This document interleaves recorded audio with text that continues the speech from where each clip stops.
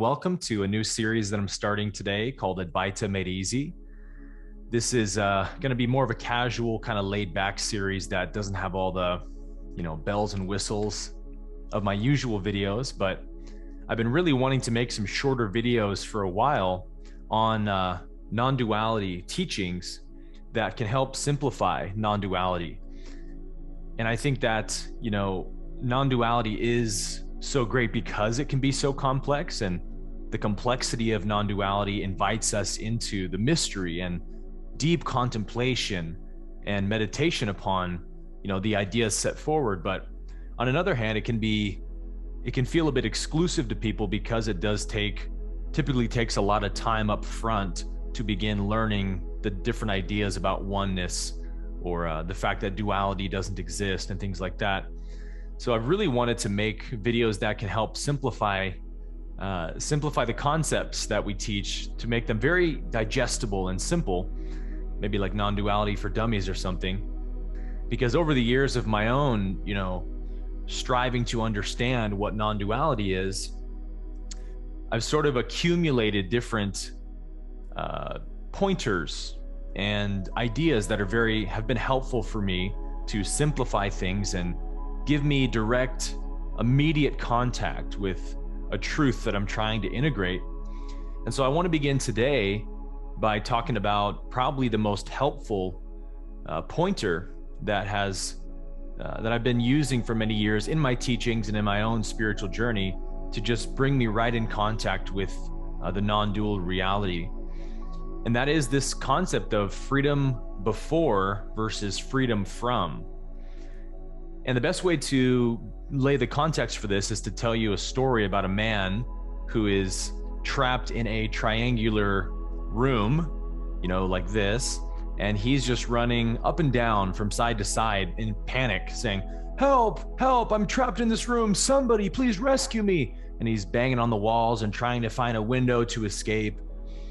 But all the while, the bottom of the room is not there. There's no wall, there's no third wall blocking him in the room, right? But because he's just looking forward and ahead and not looking behind him, he doesn't know that he's actually free and not bound. And so he pounds on these walls long enough, and eventually a sage is walking by and sees this poor guy in this peculiar predicament and says, "Excuse me, sir, why are you crying out for help over here?" And the man says, "Because I'm trapped in this room and I can't get out, and I feel like I'm suffocating, and I need to get free. Please, won't you set me free?" And he says all of this without actually turning around to face the sage who's talking to him, because he's so transfixed on his apparent bondage, right? And so the sage says, "Well, sir, why don't you turn around and look behind you, for you shall see that there is no third wall keeping you bound." And so the man finally has the epiphany to turn inwards or turn backwards and look behind him, and finds that indeed there is no third wall and he's free. So he immediately starts sprinting in the other direction, jumping and celebrating and, booking it down the road. And the sage says, "Excuse me, sir, why are you running so fast?" And the man stops and says, "Because I'm free." And then the sage says, "But you were never bound to begin with." And the man says, I guess that's true." And then the realization sets in, "Oh yeah, I was actually never trapped in that room. It wasn't true." And so the man peacefully walks down the road, without being overly jubilant about his freedom, but also no more suffering. Just this grokking recognition, right? That, I was never bound. That feels nice.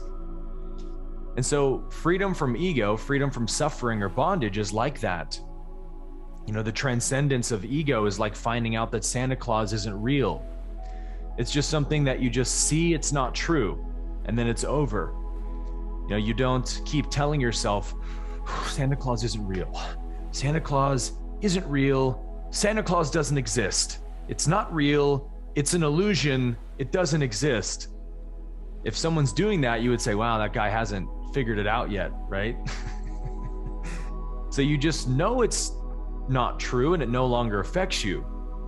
Ego is like that. It's no more real than Santa Claus. But you have to realize that for yourself. There cannot be a separate self with a separate will and separate desires apart from the source. It's a total fantasy, right? It's just being imagined over and over again. And so when we see the unreality of ego, it doesn't come in the form of, I am free from ego now, right? Any more than the understanding that Santa Claus isn't real doesn't come by saying, whew, Santa Claus doesn't exist anymore. Thank goodness.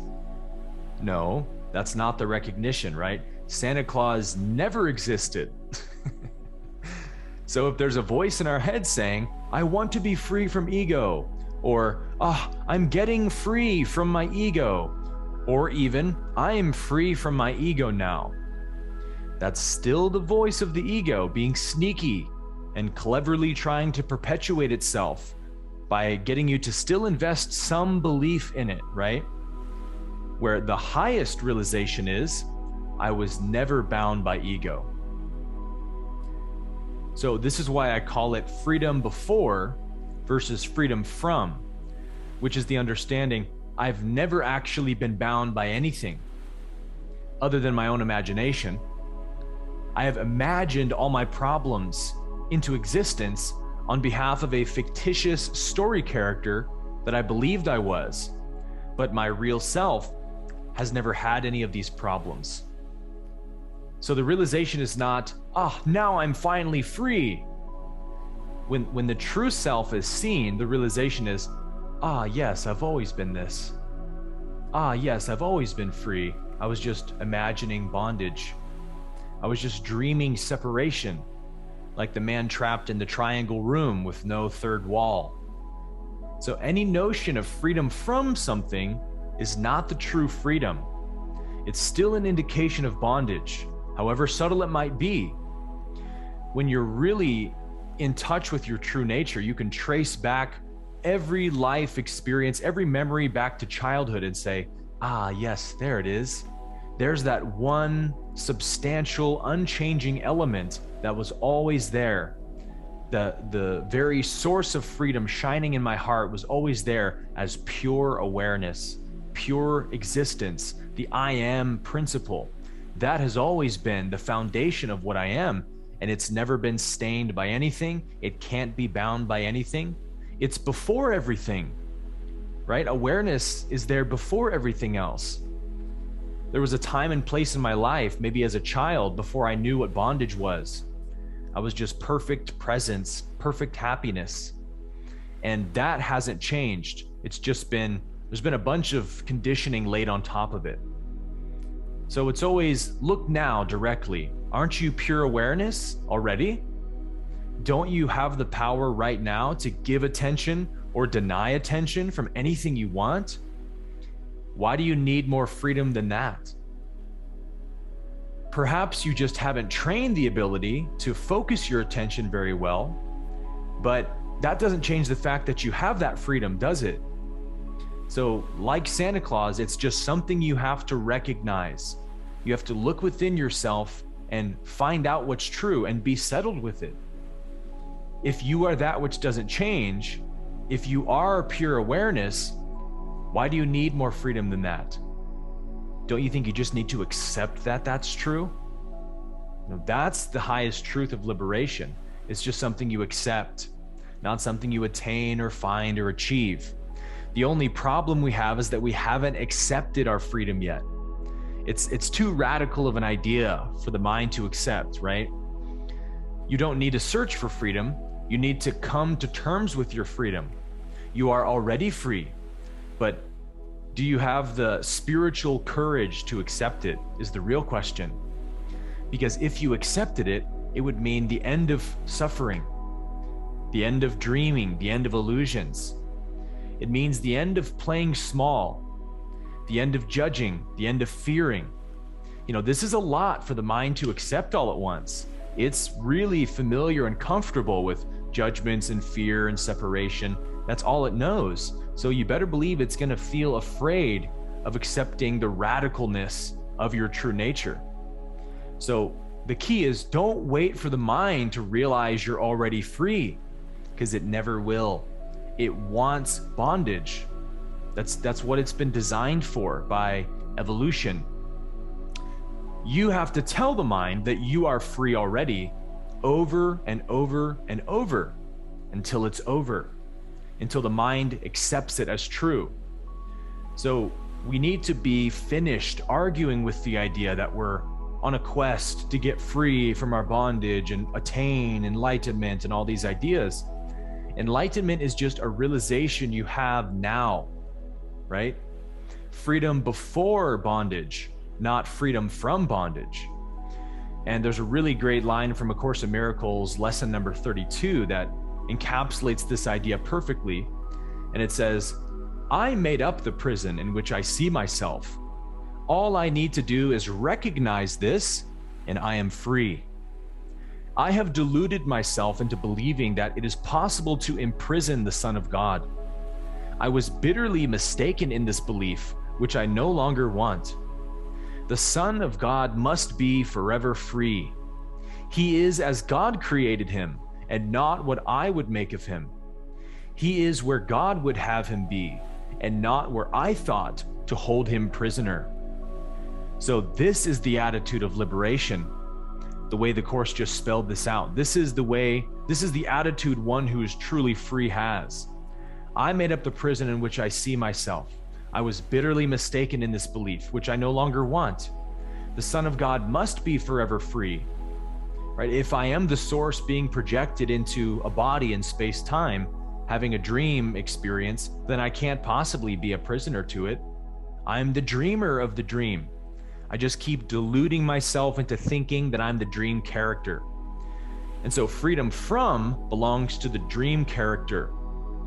Freedom before belongs to the dreamer. That's why you don't get bothered by your nightmares once you wake up, right? You could have the worst dream ever, and you wake up and you might tell it to one person and then you forget about it and move on, right? Because freedom before is the recognition of, that dream has nothing to say about what I am. It was just a temporary experience. So who cares? I am free. So in our spiritual practices, in whatever spiritual practice we're doing, we can really just carry these two frequencies into our sadhana with us, whether we're doing meditation, contemplation, self-inquiry, breath work, you name it, right? We can have one of two attitudes. I want to be free, or I am free. You know, if you go camping by yourself and you burn your hand over the fire, are you being tortured? No, of course not. So you have so much freedom that you have even the freedom to imagine that you're in bondage. And the source won't take that from you, right? If you want to dream that you're a separate self on a journey to get free, hey, source can have that experience. Nothing wrong with that. A lot of good lessons can be learned there, but eventually it must be abandoned, right? If you want the real freedom, you have to give up that notion altogether, because the idea of freedom from carries with it a bunch of wrong beliefs. You know, even if you heal something and you think you just got free from it, that is implying a bunch of wrong ideas, right? One, I was really bound before, and now I'm free. I'm really capable of being in bondage because I was, and then I just got healed from that bondage. I was once lost from my true nature, and now I've rediscovered it. I have to be careful not to fall into bondage again. These are disempowering beliefs that keep us from the realization of our true self. Whereas carrying the frequency of freedom before, I'm free before any of this stuff. I've always been free. I simply am getting rid of wrong ideas, but those wrong ideas don't mean I'm not free now, right? So freedom before says, I was never bound.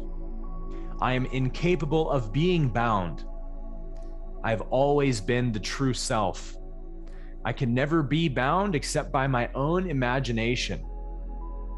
That's empowerment. That's self-realization.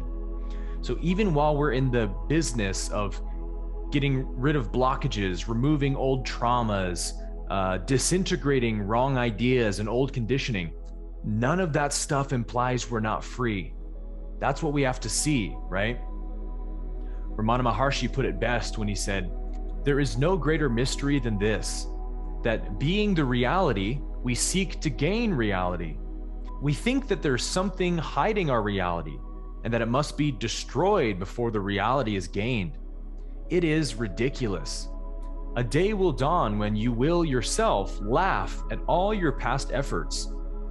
That which will be on the day you laugh is also here now." So Advaita, or non-duality, always goes back to this metaphor or analogy of the snake and the rope. A man walking down a road at night sees a rope coiled up laying on the road that somebody forgot or left there. But in the darkness and obscurity, he thinks that it's a snake coiled up and ready to strike. And so he's frozen in fear of the snake. And here is the paradox of non-duality that we're all trapped in initially, of looking at that which is not real and taking it to be real, right? Literally giving and lending our reality to something and making it appear real and then suffering at the hands of it. All we need to do is see that the snake is a rope. Right? The snake has never existed or had any existence. It's always been a rope, and I've never been in danger of it. So how do we see that the snake is actually a rope and that there's no danger or bondage? We have to first accept it.